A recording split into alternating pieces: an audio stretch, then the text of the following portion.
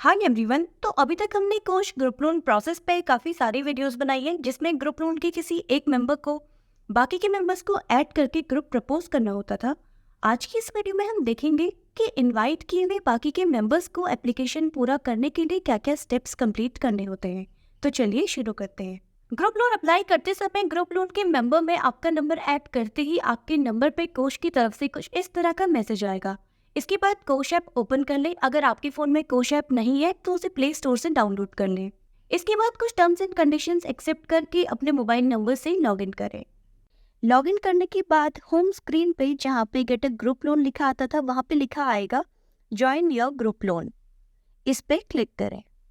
अगली स्क्रीन आपको दिखेगी लोन इन्विटेशन। यहाँ पे आप इन्विटेशन डिटेल्स देख सकते हैं जिसमें आपको लोन आईडी शो होगी और लोन अप्लाई जिस मेंबर ने किया है उसका नंबर यहाँ पे शो होगा। ग्रुप डिटेल्स में आपको सभी ग्रुप मेंबर्स का लोन अमाउंट दिखेगा। यहाँ पे आप अपना लोन अमाउंट भी देख सकते हैं। आगे प्रोसीड करने के लिए या फिर लोन इन्विटेशन एक्सेप्ट करने के लिए कंटिन्यू पे क्लिक करें। अब अगली स्क्रीन पे अपना लोन पर्पस सेलेक्ट करें जिस वजह से आपने लोन लिया है। अब आप आ जाएंगे स्टेप नंबर 3 पे जहाँ पे लोन अमाउंट और लोन टेन्योर सेलेक्ट करना होता है, लेकिन यहाँ पे आपको कुछ भी फिल करने की ज़रूरत नहीं है क्योंकि जिस मेंबर ने ग्रुप इनिशिएट किया था वो ऑलरेडी ये सारी डिटेल्स फिल कर चुके हैं। तो आप आ जाएंगे डायरेक्टली केवाईसी वाली स्क्रीन पे। अब आपको केवाईसी के लिए अपनी बेसिक डिटेल्स, एम्प्लॉयमेंट डिटेल्स और बैंक डिटेल्स फिल करनी होगी। इन तीनों में से आप जो भी स्टेप पहले कंप्लीट करना चाहते हैं वो कर सकते हैं। उस स्टेप पे क्लिक करें। अब यहाँ पे सबसे पहले अपना फोटो ऐड करें और फादर्स नेम में अपना फादर का नेम एंटर करें। अब मैप पे जाके अपना एड्रेस सेलेक्ट करें। आप मैप से भी कर सकते हैं और मैनुअली भी एंटर कर सकते हैं। अगर ये आपका खुद का घर है तो ओन पे क्लिक करें। अगर आप रेंट पे रहते हैं तो रेंटेड पे क्लिक करें। अब पैन कार्ड नंबर पे अपना पैन कार्ड नंबर और आधार कार्ड नंबर पे अपना आधार कार्ड नंबर ऐड करें। ये आप डिजी लॉकर से भी कर सकते हैं अगर आपका आधार आपके डिजी लॉकर से लिंक है तब।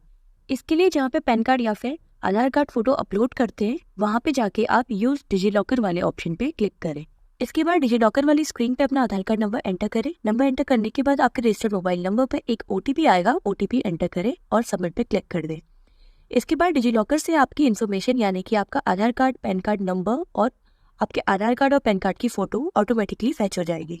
इसके बाद ऑल्टरनेट कॉन्टैक्ट डिटेल में एक ऑल्टरनेट कॉन्टैक्ट डिटेल डालें यानी कि आपके अलावा कोई किससे संपर्क कर सकता है उसकी डिटेल्स यहाँ पे एंटर करें और नेक्स्ट पे क्लिक कर दें।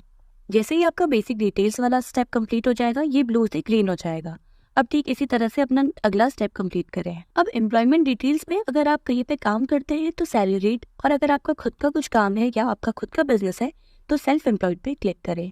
अब यहाँ पे मैप पे जाके अपने ऑफिस का एड्रेस सेलेक्ट करें जैसे आपने अपना घर का एड्रेस सेलेक्ट किया था। अब इसके नीचे सारे डिटेल्स फिल करें। सेलेक्ट एम्प्लॉयर कैटेगरी में जाके अपनी कैटेगरी सेलेक्ट करें। कैलेंडर पे जाके वो डेट सेलेक्ट करें जब आपने यहाँ पे काम करना स्टार्ट किया था। इसके नीचे अपनी सैलरी एंटर करें और इसके नीचे अपना सैलरी स्लिप या फिर आईडी कार्ड अपलोड करें। इसके बाद नेक्स्ट बटन पे क्लिक कर दें। अब आपका आखिरी स्टेप बैंक डिटेल्स भी कंप्लीट करें। इसके लिए आपको अपनी बैंक डिटेल्स फिल करनी होंगी जैसे आपका बैंक अकाउंट नंबर, आपका IFSC कोड और इसके नीचे आपको 3 महीने का बैंक स्टेटमेंट अपलोड करना होगा। अब यहाँ पे आपको अपलोड बैंक स्टेटमेंट और अपलोड पासबुक के साथ एक अकाउंट एग्रीगेटर का ऑप्शन भी दिखेगा। इस पे क्लिक करें। क्लिक करते ही आप रीडायरेक्ट हो जाएंगे अकाउंट एग्रीगेटर पर। अब आपके रजिस्टर्ड मोबाइल नंबर पे एक OTP आएगा। OTP यहाँ पे आप एंटर करें। OTP एंटर करके लॉगिन करने के बाद आपके मोबाइल नंबर से जितने भी बैंक रजिस्टर्ड हैं उन सभी बैंक्स की डिटेल्स आपको दिखेंगी। आपको जिस बैंक का बैंक स्टेटमेंट चाहिए उस बैंक को सिलेक्ट करके डन पे क्लिक करें। अगर आपका ये नंबर आपके बैंक से रजिस्टर्ड नहीं है तो आप ऐड पे क्लिक करके अपना बैंक से रजिस्टर्ड नंबर भी यहाँ पे एंटर कर सकते हैं।